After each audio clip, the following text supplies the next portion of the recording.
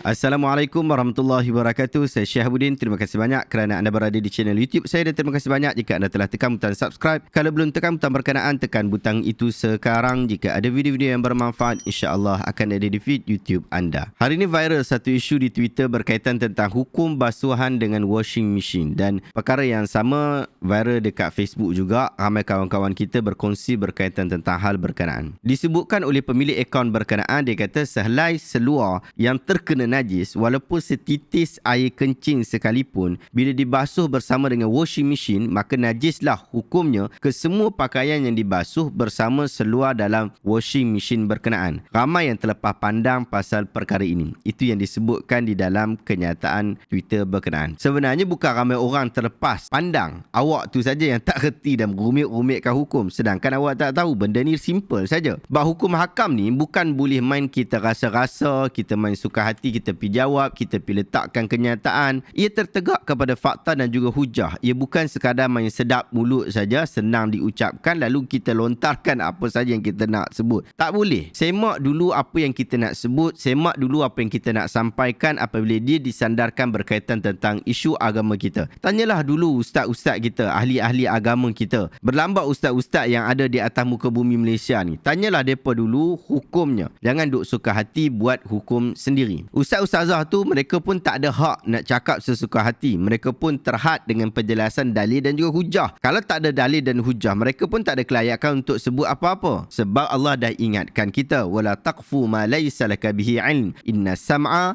wal basara wal fuad kullu ulaika kana anhu mas'ula. Jangan sebutkan sesuatu yang kamu tidak ada ilmu pengetahuan tentangnya. Kerana pendengaran kamu, penglihatan kamu dan jantung hati kamu semua akan dipersoalkan oleh Allah Azza wa Jalla. Anda boleh rujuk dalam surah Al-Isra ayat 36. Secara ringkasnya, apabila pakaian yang bernajis dimasukkan dan dibasuh dalam mesin basuh moden hari ini, ia akan dihukumkan bersih dan suci, melainkan hang nampak ada kesan najis lagi wujud dekat situ. Angkat-angkat baju tu nampak tight seketui dekat situ ataupun nampak lagi ayat kencing dekat situ. Kaedah asas dalam penyucian najis ialah seboleh-bolehnya diusahakan menghilangkan bau, warna dan rasa. Rasa tu maksudnya bentuk najis berkenaan. Kalau warna dan bau tak hilang tapi bentuk dah tak ada, maka boleh juga dianggap sebagai bersih. Di dalam kitab Syarhul Kabir, Syekh Ahmad Ad-Dardir, dia sebut, dia kata, dibersihkan tempat yang bernajis dengan membasuh sehingga hilang rasa, iaitu hilang najis daripada tempat berkenaan. Sekalipun susah ia dihilangkan. Kerana jika rasa bentuk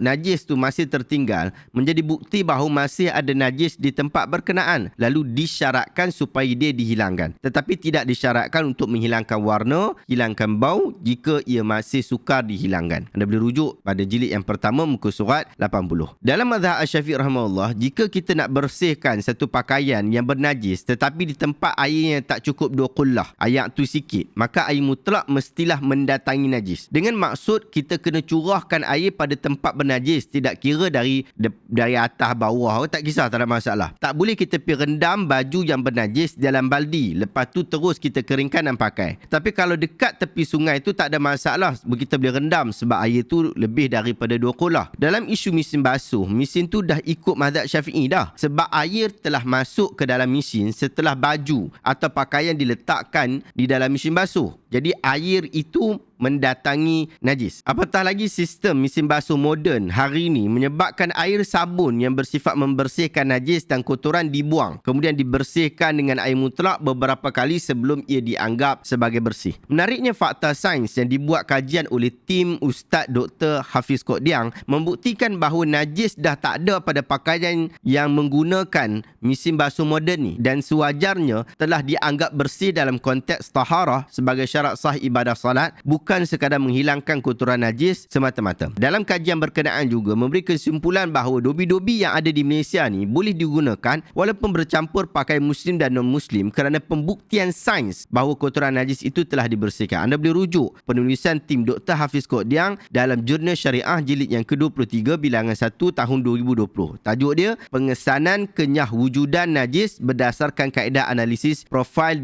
DNA forensik. Satu analisis hukum. Saya letakkan kajian berkenaan, saya letakkan jurnal berkenaan di dalam description. Anda boleh ambil, baca, anda boleh baca kenyataan berkenaan di situ. InsyaAllah, moga-moga ada manfaat. Sahabat-sahabat, inilah projek kita di dalam projek memandaikan umat dengan ilmu. Kita tak nak setiap orang nak sebut bahagian agama ikut suka hati dia. Kita nak orang agama Islam, orang yang beragama Islam, individu Islam mengetahui tentang agamanya. Tetapi mereka menyebutkan tentang agama apa yang mereka tahu dengan kekuatan dalil dan juga hujah. Dia tak boleh main suka-suka hati nak pergi sandak kepada agama sedangkan mereka tidak mengetahui tentangnya. Itulah projek yang kita jalankan, dan antara projek ini kita telah menghasilkan satu mobile apps yang bernama Pustaka Asyamilah. Yang mana Pustaka Asyamilah ini kita kumpulkan buku-buku rujukan, kitab-kitab bahasa Arab. Kita masuk di dalam apps berkenaan, bahkan Sahih Al-Bukhari di dalam bahasa Melayu Malaysia pun dah ada dalam apps berkenaan. Anda boleh download apps ini di Google Apps ataupun di App Store. Anda boleh baca, anda boleh buat searching, anda boleh buat kajian, boleh buat semakan menggunakan advanced searching yang ada dekat situ. Kalau anda nak sokong untuk nak kita perbanyakkan lagi konten-konten terjemahan buku-buku yang ada